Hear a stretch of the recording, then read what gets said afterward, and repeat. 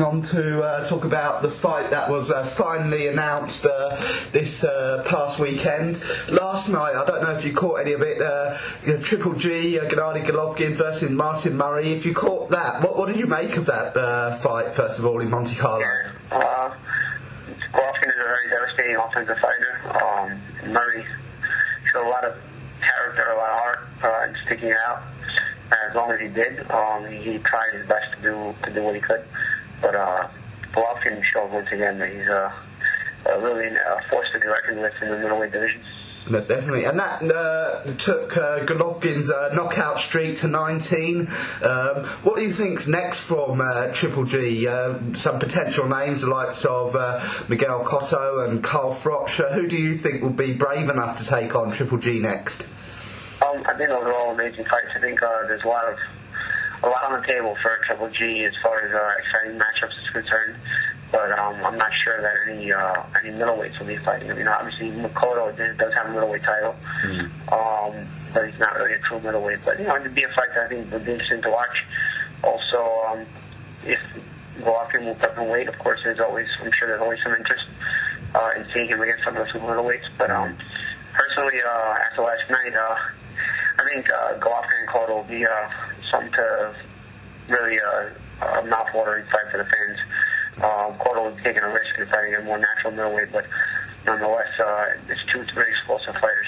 No, definitely. And in terms of Golovkin's knockout ratio, 19 knockouts in a row, do you think that could be a bit of a detriment to a fighter when it comes to making those marquee fights and some fighters not wanting to get in the ring with him? I think sometimes the risk has to be worth the reward. And right now, Golovkin being as powerful as he is a big risk. So you have to make the reward financially feasible as well as the reward, even as far as getting credit for getting a win over that. Golovkin has to be feasible, But does a win over Golovkin mean a lot in the grand scheme of things for Miguel Cotto? If it does mean enough, and that's what makes it worth taking the risk, then I'm sure Cotto will be jumping at the bit to try to get to him. But we'll see. With Cotto now not being able to get Canelo, I think Cotto needs a dance partner. So it'll be interesting to see if Golovkin becomes that dance partner. No, definitely. And going on to May 2nd, it was finally announced this past weekend, Mayweather Pacquiao. It's been years in the making. Were you finally glad when the official announcement came out this past weekend that we're going to get that fight on May 2nd? Yeah, it's about time the fight gets made. I'm sure everybody will be excited to come May 2nd. There will be a lot of anticipation for a mega fight. Definitely. And in terms of how you see that one going, where do you see the strengths and weaknesses of both fighters heading into that bout? I think Floyd is a superior fighter, but Manny, being an offensive fighter, a very offensive-minded fighter with a lot of speed.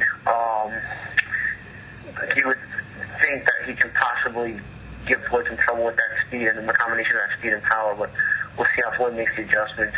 He usually does make the adjustments, so it'll be interesting to see if Pacquiao becomes just another average Floyd opponent or if Pacquiao can do a bit more. Definitely. And in terms of some of the clauses in this, there's not a rematch clause, we've heard, but do you think if it's a close points decision or a split decision, do you think we'll see a rematch down the line? If the fight's close, you possibly could see a rematch. I don't see right now if the fight's competitive enough or makes it worth seeing a rematch, then you'll see a rematch, I'm sure.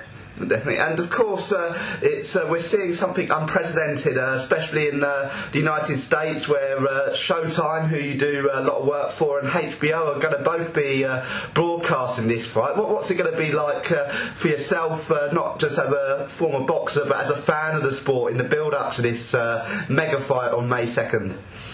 I look forward to just seeing the build-up as it comes along, It's going to be a huge event, and I don't think anybody really knows what to anticipate or expect as far as the build-up is concerned, but there's going to be a lot of excitement in the air, a lot of buzz in the air, so I'm sure it'll be exciting, not just for myself, but for anybody who's involved or even as a fan. No, definitely. And I personally hope to hear you at ringside on commentary. I think your commentary on Showtime is some of the best punditry, not just in boxing, but in sport. Yeah, we'll see which one of the broadcasters gets picked. I'm sure also Sky will be in the United States as well. So, maybe I'll be able to do something with them as well during the week or fight week. And, I look forward to just being part of the event as a whole. I'll be in the building, and we'll see what they end up picking at the broadcast as well. But it'll be a fun week. And in terms of this fight, it's been, like as mentioned, it's been not just weeks or months in the making, but been years in the making. Do you think you would have rather seen this fight a couple of years ago than now, or are you just excited to actually see them both get in the ring and take each other on? Yeah, I think it's exciting that they're finally getting it on in the ring with each other.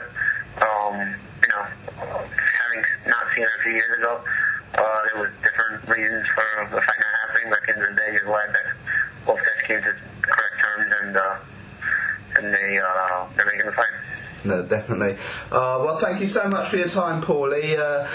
Hopefully speak to you more in the build-up to this mega fight on May 2nd. I know you're going to be busy, but thank you so much, and hopefully speak to you soon. For sure. Looking forward to it.